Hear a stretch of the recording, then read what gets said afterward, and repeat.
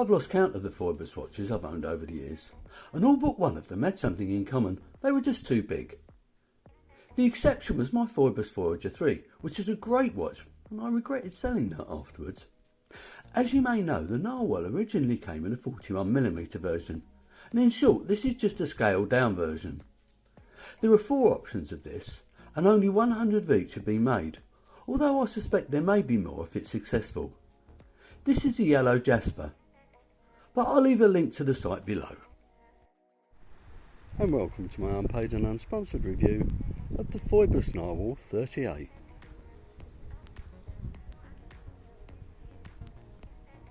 Now, if you like the look of this, you may want to know how much one's going to cost you.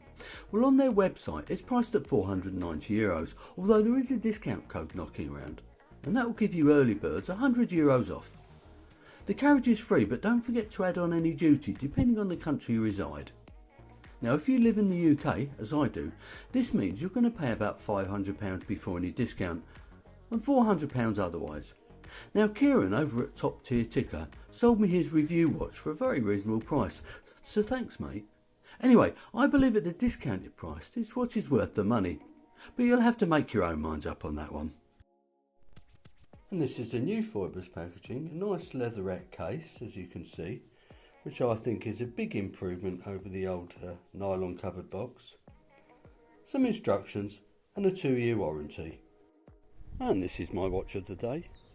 It's one of my 2 luxury watches. It's the Tudor Black Bay 36.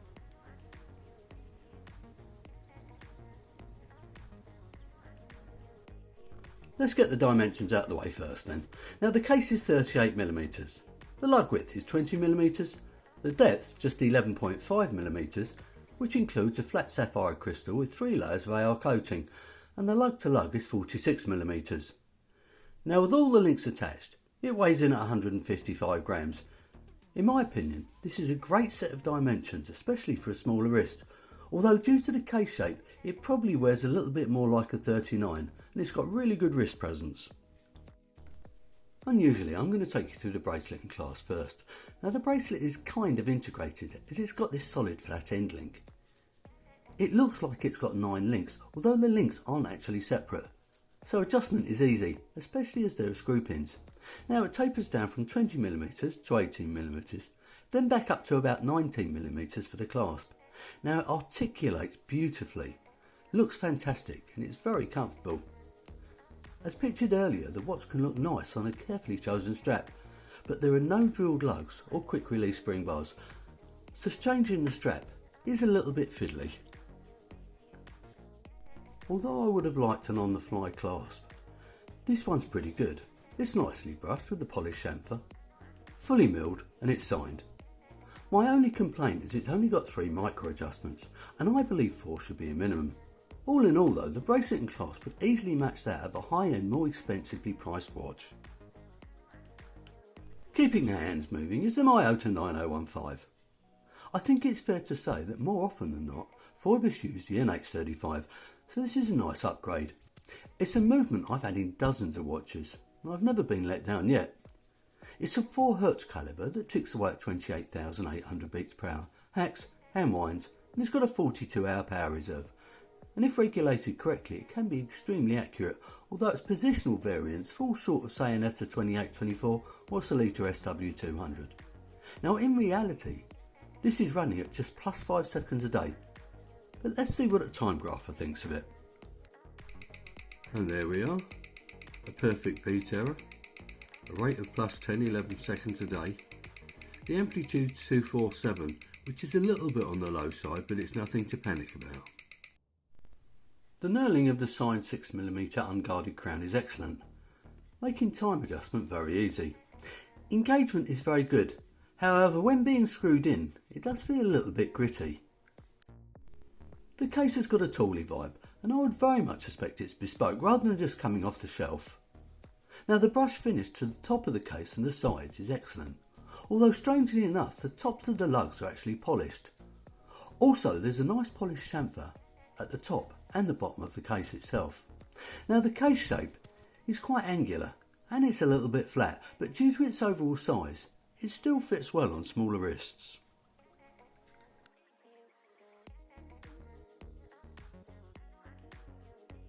I've always loved Phoibos casebacks. It screws down and it's got deep engraving of a narwhal, which by the way is a sort of a shark with a pointy nose. There is also some basic information engraved around the sides. It's too small to see on camera, but this is number 26 of 100. The bezel action, as usual with the Phoibos watch, is excellent. It's got a loom polished ceramic insert and the knurling is excellent. As expected, it's got a 120 click unidirectional action, and that action is good, but arguably not as tight as other bezels on Phoibos watches I've had. There is very little backplay or bounce. What's more, it lines up perfectly. Now let's have a little listen.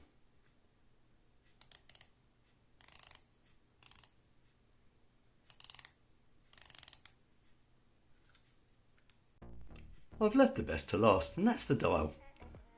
The dial itself is made from yellow jasper, so each dial in theory is unique.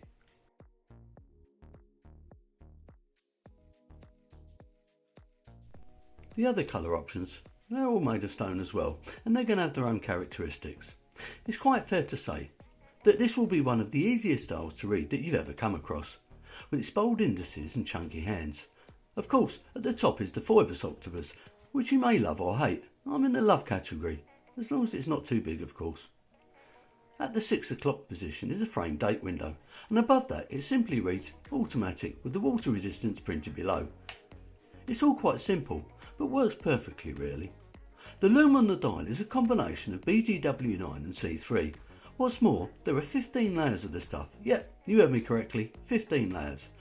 As you would expect, it shines like a torch when charged and lasts all night, although the hands don't last quite as long as the indices. Anyway, let's have a look at it.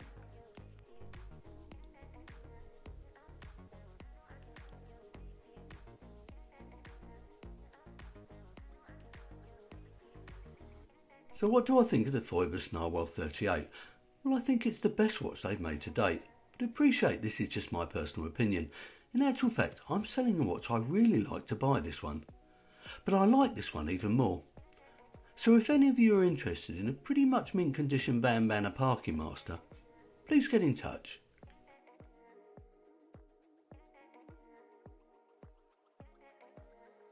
I should have mentioned in the intro that this is presently on pre-order, but don't panic as you can buy one from May 2024, but don't forget there are only 100 of each colour. Let's start with what I don't like. Well, 4 micro adjust, or even better still an on the fly clasp would have been nice, although the supplied clasp is actually very good, and I think the tops of the lugs should have been brushed.